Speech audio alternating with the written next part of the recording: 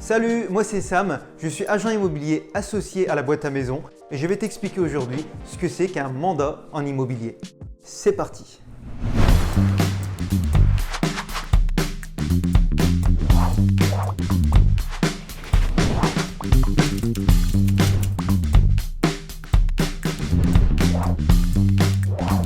Un mandat, c'est un acte par lequel un vendeur, un propriétaire ou un acquéreur donne à un agent immobilier le pouvoir de faire quelque chose en son nom. Il existe trois principaux types de mandats. Le mandat de vente, le mandat de location et le mandat de recherche. À l'intérieur des mandats de vente et location, vous retrouverez le mandat simple qui va permettre au propriétaire lors d'une vente ou d'une location de confier l'affaire à plusieurs agences tout en réservant la possibilité d'effectuer lui-même ses recherches. La commission dans ce cas n'est due qu'à l'agence immobilière qui aura permis la réalisation de l'affaire. Le mandat exclusif qui confère une exclusivité à une seule agence immobilière et le place en situation de monopole pour réaliser l'affaire. Pendant toute la durée du mandat, le propriétaire ne peut pas s'attacher les services d'une autre agence. Le mandat de vente ou location exclusif interdit aussi la vente ou la location entre particuliers. Si vous réalisez la vente ou la location sans l'agence immobilière pendant la durée du mandat exclusif, vous vous exposez à lui verser une indemnité équivalente à la commission prévue dans le mandat. Le mandat semi-exclusif, lui, il permet de faire appel à une seule agence avec un niveau de service élevé garanti par l'exclusivité. En parallèle, il autorise les propriétaires à réaliser une vente directe sans payer de commission dans le cas où ils trouveraient un acquéreur en dehors de l'agence. À l'intérieur des mandats de recherche, vous retrouverez le mandat de recherche simple qui vous permet de continuer de chercher un bien par vos propres moyens,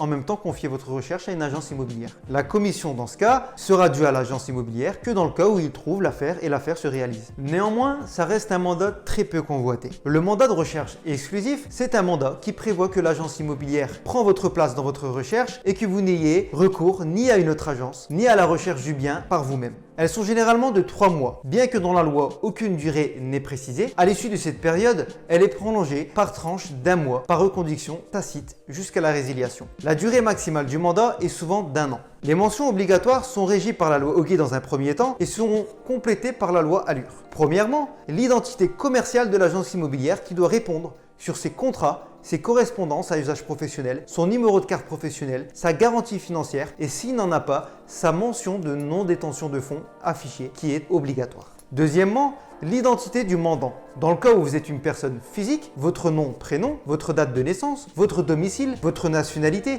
votre profession et en cas de pluralité, la nature de vos liens juridiques, pax, régime matrimonial, nu propriétaire, usufruitier, etc.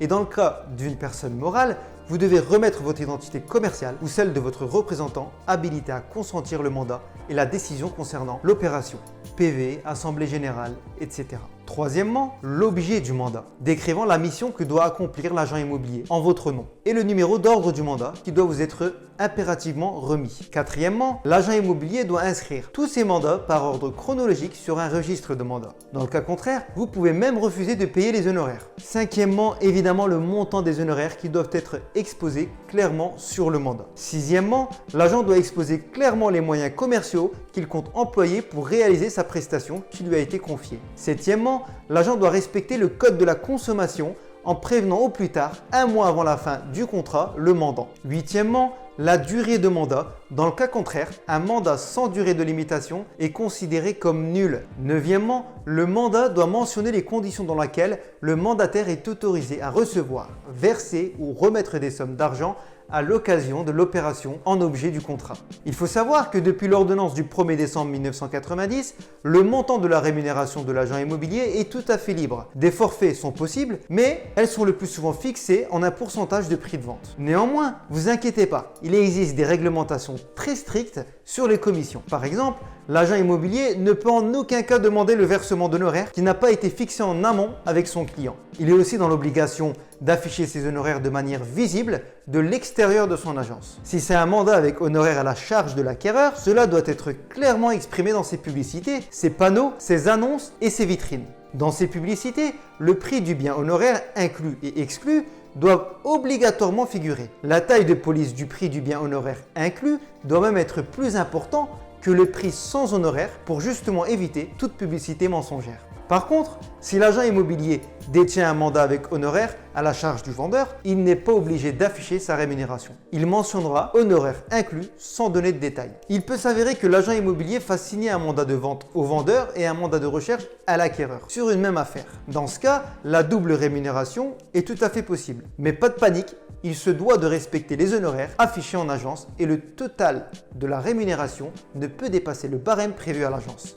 C'est encore le mandat qui précise qui paye les commissions et les conditions de versement. Et voilà, c'est terminé. Si vous avez besoin d'accompagnement de professionnels pour la vente, location ou la gestion de vos biens, si vous voulez investir intelligemment, en savoir plus sur le placement en immobilier, la gestion locative, la gestion de syndic en copropriété, la fiscalité et les dernières législations, surtout, abonnez-vous à ma page. À bientôt avec la boîte à maison.